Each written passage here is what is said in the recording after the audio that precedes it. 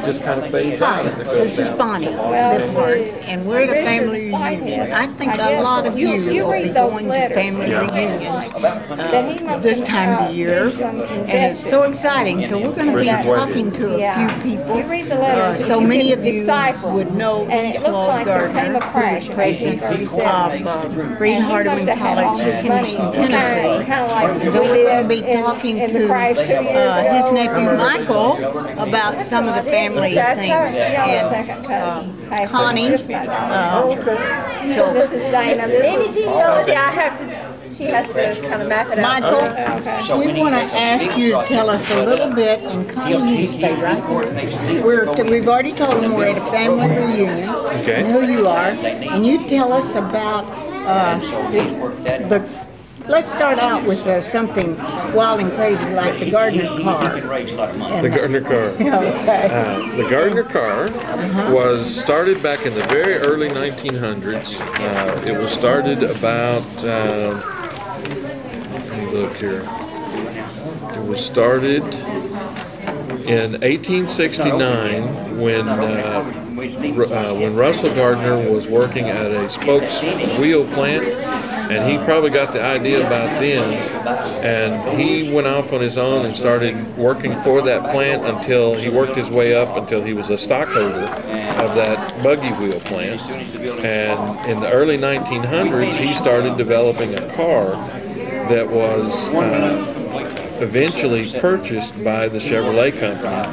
And at one point, well, they think that he sold it for about $2.5 million. And that was like in those days, that was huge for him. Sounded like early 1900s. And there's a rumor that it was even higher than that he got more for it than that. But after that, he tried to go into the high-end car business. He tried to come back with cars that were much higher than the Ford or the Chevrolet cars were in that time, in that he was looking for those people that were willing to pay for the high-dollar cars. That worked until the 1930s, and when the crash took place, it evaporated and went away. So, at one time, there was a Gardner car. It had thousands of dealers or people that were interested. This article that I was telling you about shows 5,372 distributors were interested in distributing the Gardner car.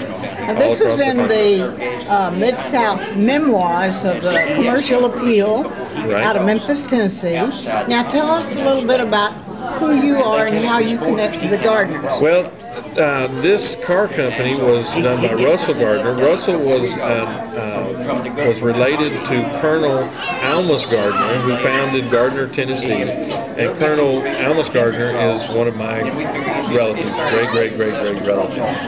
Your dad, Albert Gardner, was also went many times to India as a missionary. Right, and West Africa. He did two-year tours in Ghana, West Africa, and he's been to India probably 17 times on trips as short as 2 weeks and as long as 2 months.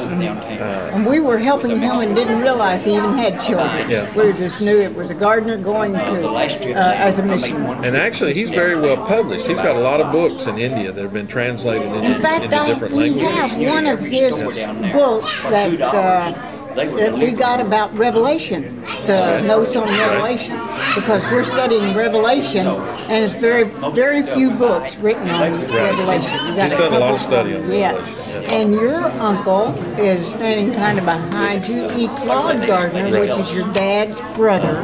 Right. And now Don was your dad's brother. Right. And he helped to start colleges. He had a group called, I think it was Partners in Progress, and where he went around and helped people start Christian schools, high schools mostly. He would work with them on the planning process and how to get it started, how to get it funded. And he had a lot of resources that he could pull together to help people do that. So. I know that my grandfather, Albert David Gardner, and I sometimes lose how he started Monia College. Well, it was actually went from kindergarten, what we would call kindergarten, first grade, first reader, through college at the time, which after Monia College was no longer in existence, he had encouraged Emmett Smith, a lot of people know, to start Curtis Ridge College. Right. Okay, well, I want to ask Connie some things in a few minutes, but I want you to tell me about, it says in this article, find the Gardner cabin link to the infamous Bell Witch. I got to hear about the Bell Witch. Well, the Bell Witch legend or whatever has been changed a whole lot, but from what I can tell, the original thing that happened was Joshua Gardner, a young man, was dating a Betsy Bell, and they were getting serious, and my understanding is that they wanted to get married. Betsy's mother was against it, and so she basically said that she was cursing the wedding, and which is a lot of people there believe she was a witch, and so they felt like that this was interfering with the wedding, and it sounds like that Joshua just had enough of the family relationships and he moved on. So the rumor got started that the Bell Witch had broken up the marriage with a curse, and the Bell Witch story we have today kind of grew out of that. But it was all a Joshua Gardner affair. Isn't Joshua Gardner the one that gave money for, if I'm not, that was Colonel John Gardner. Colonel John Gardner, John Almus Gardner was the one that founded Gardner, Tennessee. Oh, okay.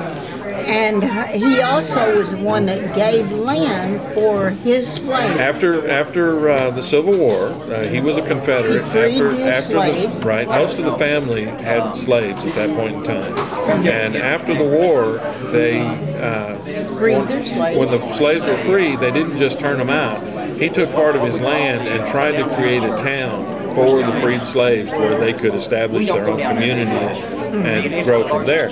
And everything I've read about the Gardners up to this point is they had they had slaves, but they had a philosophy where they never sold one of their slaves. They never broke up families. It was something they were very much against. The slaves that they had were there for life. In fact, I have some records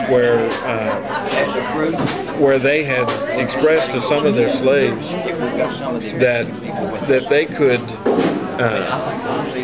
choose new owners. They left it in their will that if they wanted to choose a new owner, that the executor of the will was to approach those people and convince them to buy the slave at whatever price they were supposed to, have agreed to. And so not only were they, yes, they were still slaves, but if they were unhappy with their owner, they could arrange through the executor of the will to be sold to another location and a different owner. Now, Connie Willis, I want you to get just right close to your other cousin over here. And Connie, you tell us a little bit of let's start with how you got interested in both of you, just to help each other, in the Gardner and Rogers background, ancestors. Well, in the early 1970s, I had an aunt. My grandmother's oldest living daughter. Her name was Laura Barnett, and she was interested in, quote unquote, the family. And she started writing a lot of letters to a lot of people, and wrote down, cousins and aunts, uncles, whatever she had, and she started writing these. Now, this lady probably did not have over a 5th grade education, so she did a wonderful work. Well, she needed somebody to type this up. Well, I won their cousin, and I told her we would. And then she died in 1979. Well, by then, I had the bug. And I've been collecting information on the Gardners and various other families, even my husband's family, and I have probably 30 different lines or so. But the Gardners... How many books did you bring with you today to this family reunion? Probably 10 or 12, but some of it's duplicate. And people can get information usually about their ancestors from the internet and from the archives you found in Nashville, Tennessee. Well, every place, every city, or especially every state, has some kind of archive at the national with the state capitol. All you have to do is call the capitol or look online, and you'll find where that state's archive is housed, and you can contact them, and they'll search their archives for any genealogy information that's in them, and that information's open to the public. What kind of information have you found that has been kind of shocking, like the two we started off with? Right. The car dealership was new, and I had not heard about the link to the infamous Bell Witch. I was not aware of that. I guess they get that from. And we found out about those songs that were written about the Gardner Railroad. One of our Gardner ancestors had a railroad, and there's a song written called John Gardner's Railroad, which was apparently fairly well known at that period of time.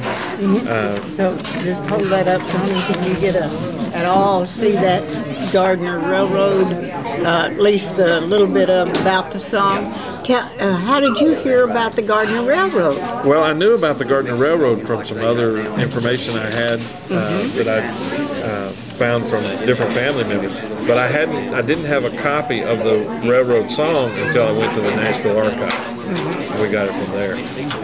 And so what are some of the things you have gleaned from learning all of this? I think you get a more of an understanding about how our country's history has evolved, because our family our Gardner family originally came into Jamestown, and as far back as we can find is that the first one came about 1650, but recent information has begun to say that maybe that there was somebody that was in England that might have been involved with the first settlements over in the country.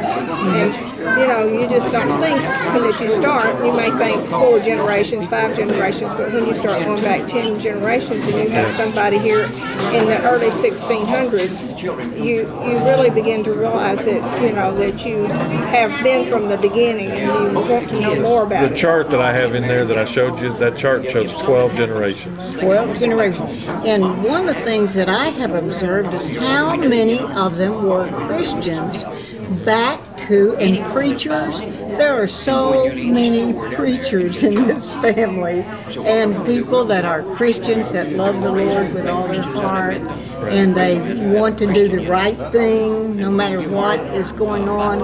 And maybe it was a good thing he didn't marry this witch, because we wouldn't need to have that.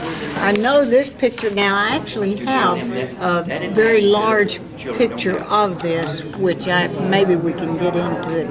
But what is the story, as far as you know, about the mansion? That was Joshua Gardner?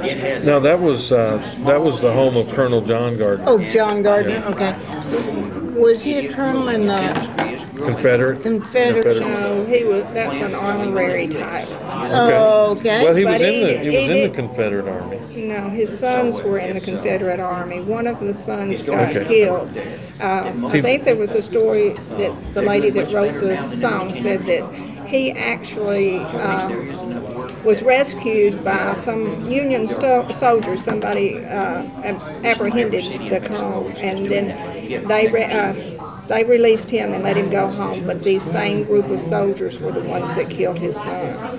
And so, see, one of the problems with genealogy work, we just illustrated it. You're always going to find conflicting information. You're going to find, so it's a big puzzle that has to be put together, and it's a constant process. It's exciting. It's a lot of fun to go through and put those pieces together. Because during the Revolutionary War, part of our family was in Waynesboro, Pennsylvania.